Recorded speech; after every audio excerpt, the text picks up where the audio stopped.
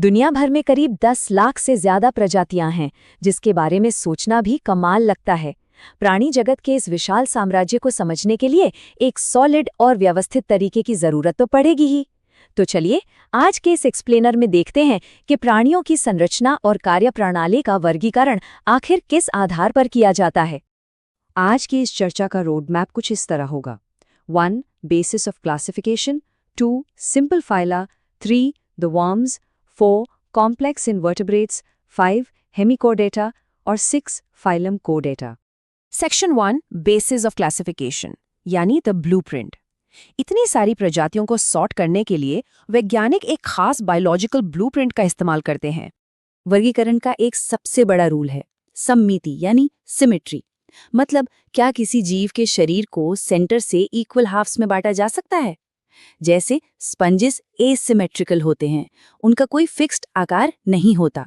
वहीं कॉलेंट्रेट्स में रेडियल सममिति होती है और एनालिड्स में बायलैटरल सममिति होती है, जहां शरीर एग्जैक्टली लेफ्ट और राइट दो बराबर हिस्सों में बंट जाता है।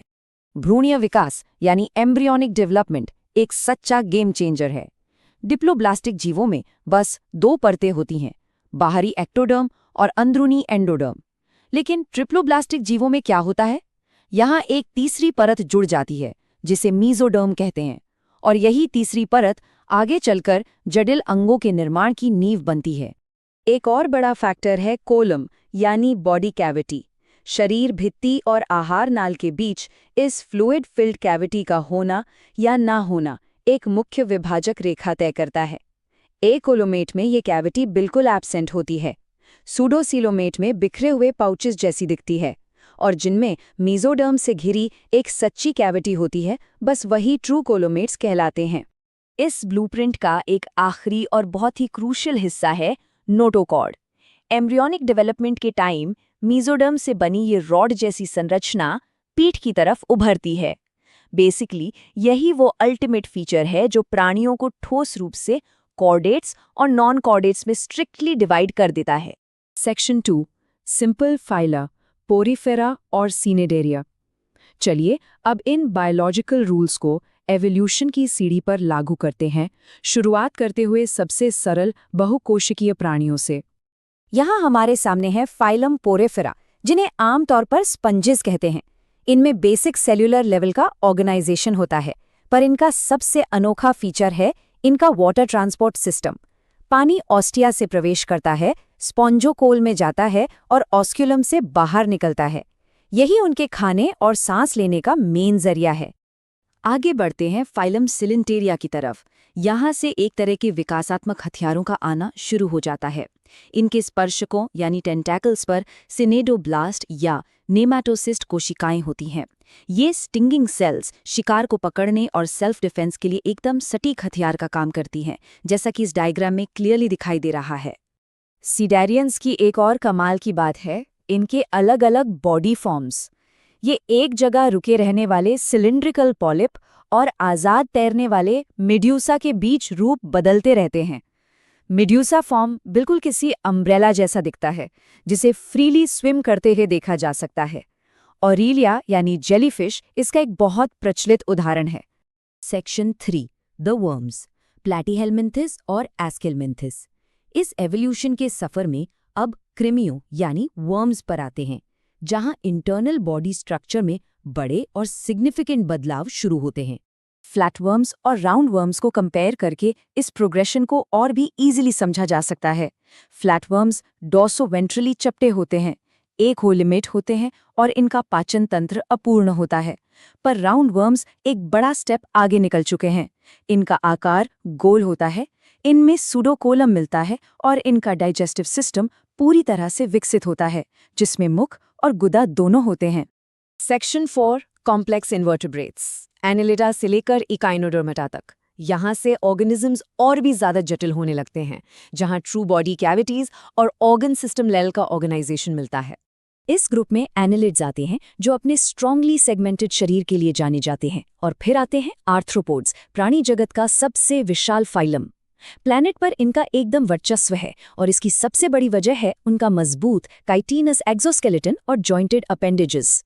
फिर मिलते हैं मॉलिस्क्स और एकिनोडर्म्स, मॉलिस्क्स का शरीर भले ही बेहद सॉफ्ट हो, पर उन्हें प्रोटेक्ट करता है एक कैल्शियम का मजबूत शेल, और आहार के लिए इनमें एक स्पेशल ऑर्गन होता है जिसे रेड्यूला कहते हैं। दूसरी तरफ एकिनोडर्म्स अडल्ट होने पर रेडियल सिमेट्री दिखाते हैं। इनके शरीर पर कांटे होते हैं और इनमें चलने फिरने के लिए एक पूरा वाटर वैस्कुलर सिस्टम होता है।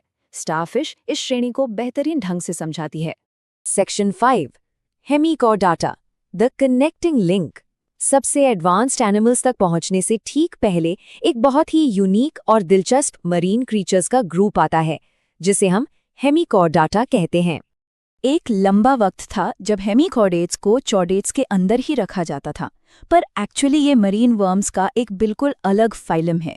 इनका शरीर बेलनाकार होता है जिसमें प्रोबॉसिस, कॉलर और ट्रंक होते हैं।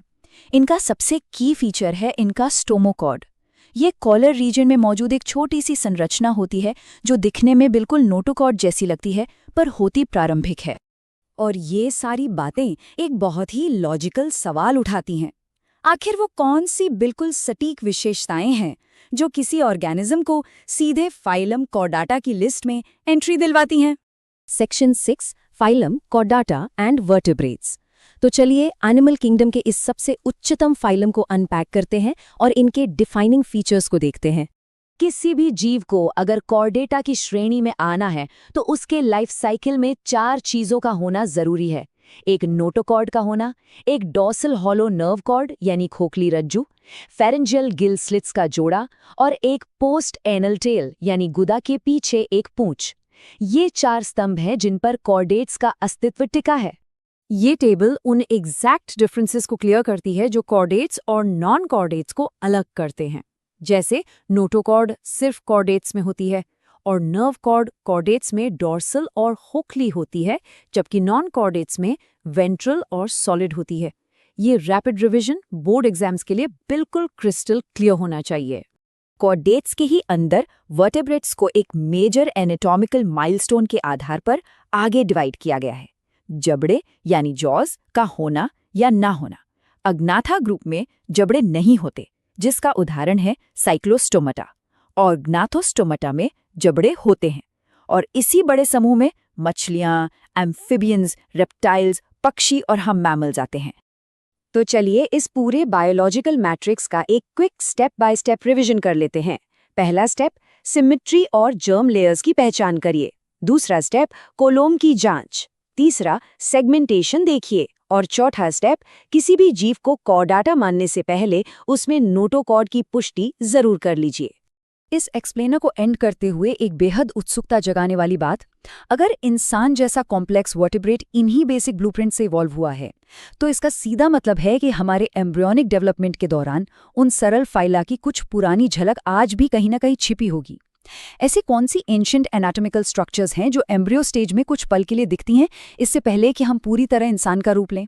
ये एक ऐसा गहरा रहस्य है जो एवोल्यूशन की गहराई में सोचने पर मजबूर कर देता है। आज की इस चर्चा में शामिल होने के लिए शुक्रिया।